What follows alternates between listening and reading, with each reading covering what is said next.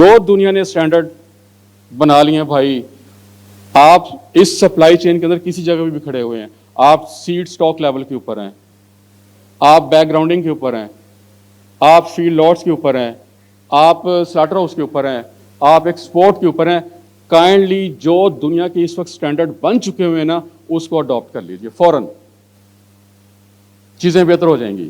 تیسری چیز، آسمانی اخلاقیات، ہر حال کے اندر ایماندار رہنا سیکھیے،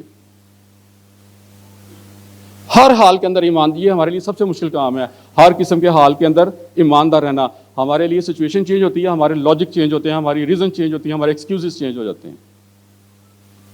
اگر یہ تین چیزیں کریں گے تو آپ آگے چلیں گے۔ یہ ایکسپورٹر ہے، یہ پروسیسر ہے، کوئی بھی ہے، تو 19,000 کروڑ کی مارکیٹ آپ کا ویٹ کر رہی ہے بھائی، 2 ارب ڈالر کا بزنس یہ 7 گلف اسٹیٹ کے اندر پڑا ہوا ہے، برازیل گلف سے نکل رہا ہے، وہ چائنا جا رہا ہے۔ اگر آپ نے ویکیوم پیک نہ کیا، اگر آپ نے بون لیس نہ کیا، ہماری سروائیول ہی نہیں ہے، ہماری بالکل سروائیول نہیں ہے۔ اگر ہم نے 6 سگما کو اپنے فارم کے اوپر، اپنے سلاٹر ہاؤس کے اندر نہیں لے کے آئے، ہماری سروائیول نہیں ہے۔ اگر آپ گلوبل گیپ اپنے فارم کے اوپر لے کے نہیں آئے، آپ کی انٹرنیشنل سروائیول نہیں ہے۔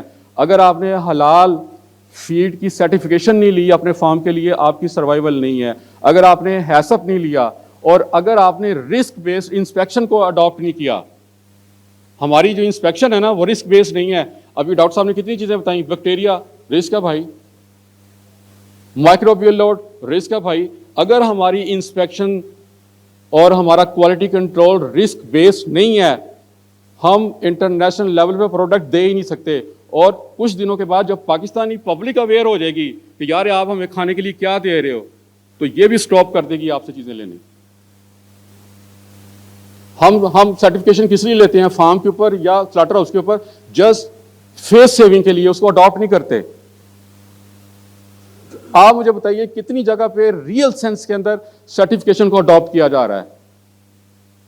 آڈیٹر بھی اپنی آنکھیں بند کرتا ہے، سرٹیفائڈ سرٹیفکیشن باڈی بھی اپنی آنکھیں بند کرتی ہے، اور جو بندہ اس انڈسٹری کو چلا رہا ہے فارم، اس کا تو انٹرسٹ ہی کوئی نہیں ہے بھائی، وہ تو کہتا ہے بس دنیا کو چاہیے تھی، میں نے چکر چکر چلانے کے لیے فارم لے لیا، اب میں اپنی مرضی سے کام کروں گا، جو میں کہوں گا وہی ہوگا۔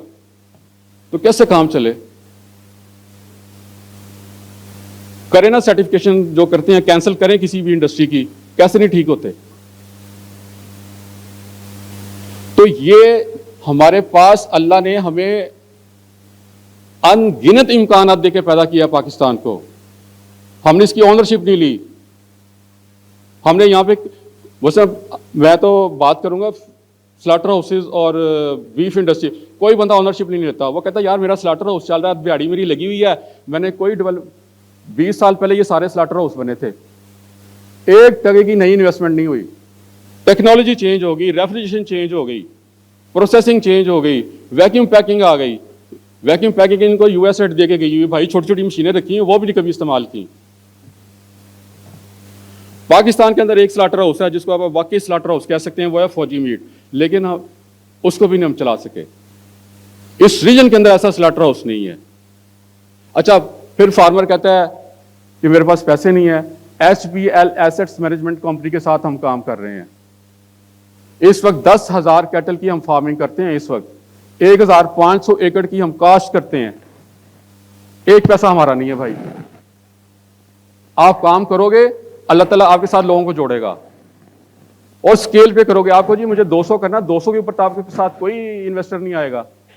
اب HBL ایسٹس مینجمنٹ کمپنی ایک بلیسنگ ہے پاکستان کے لیے کہ انہوں نے وہ پروڈکٹ ڈیولپ کیے جس میں نہ آپ کو سود دینا پڑتا ہے، نہ آپ کو کوئی چیز پلیج کرنی پڑتی ہے، نہ آپ کے سر کے اوپر لون ہے۔ اب ہمارا فارمر اس کے لیے تیار ہی نہیں ہے، وہ کہتا ہے جو میں کہتا ہوں نا بینک ویسے کر دے، ایسٹس مینجمنٹ کمپنی ویسے کر دے، ویسے تو نہیں ہوگا۔ تو ریسورسز تو اللہ تعالیٰ نے ہمیں سارے دیے، زمین دی، 26 موسم دے دیے، وسائل دے دیے، مارکیٹس دے دی، ہم ہی نہیں اس کے لیے تیار۔ ہمارے پاس کیٹل ہیں اپنے، دودھ کے بھی اور گوشت کے بھی، لیکن ہمیں شوق کیا ہے؟ آسانی، کہ وہ آسٹریلین گائے لے آؤ یار، بڑا دودھ دیتی ہے،